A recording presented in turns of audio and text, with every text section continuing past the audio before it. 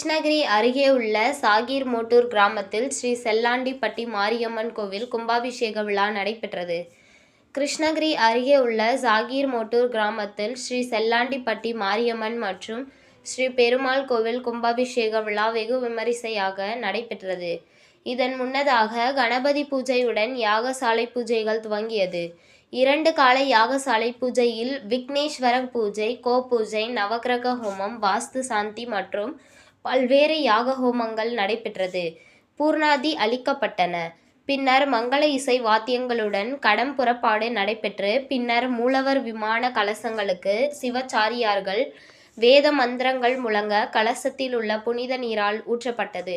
தொடர்ந்து கலசத்திற்கு தீப ஆராதனை காண்பிக்கப்பட்டவுடன் பக்தர்கள் மீது புனித நீர் தெளிக்கப்பட்டது. மேலும் இந்த கும்பாபிஷேக விழாவிற்கு சிறப்பு அழைப்பாளராக அதிமுக துணை பொதுச் செயலாளர் கே.பி. முனுசாமி, சட்டமன்ற உறுப்பினர் அசோக்குமார், ஒன்றிய அதிமுக செயலாளர் சோக்காடி ராஜன், அதிமுக மகளிர் அணி தலைவர் சுமதி மாது, முன்னாள் ஊராட்சி மன்ற தலைவர் மாதேஷ் உள்ளிட்ட பலர் கலந்து கொண்டு சிறப்பித்தனர். மாரியம்மனை தரிசனம் செய்து வழிபட்டனர். மேலும் கும்பாபிஷேக விழாவினையொட்டி அம்மனுக்கு சிறப்பு அலங்கார பூஜைகளும் கற்பூர தீப ஆராதனையும் நடைபெற்றது. பின்னர் சிறப்பு அலங்காரத்தில் காட்சியளித்த ஸ்ரீ வல்லாண்டிப்பட்டி மாரியம்மனை மாவட்டத்தின் பல்வேறு பகுதிகளில் இருந்து ஏராளமான பக்தர்கள் கலந்து கொண்டு அம்மனை தரிசனம் செய்து வழிபட்டனர்.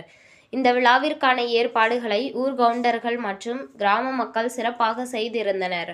தொடர்ந்து 48 நாட்களுக்கும் அன்னதானமும் நடைபெற உள்ளது.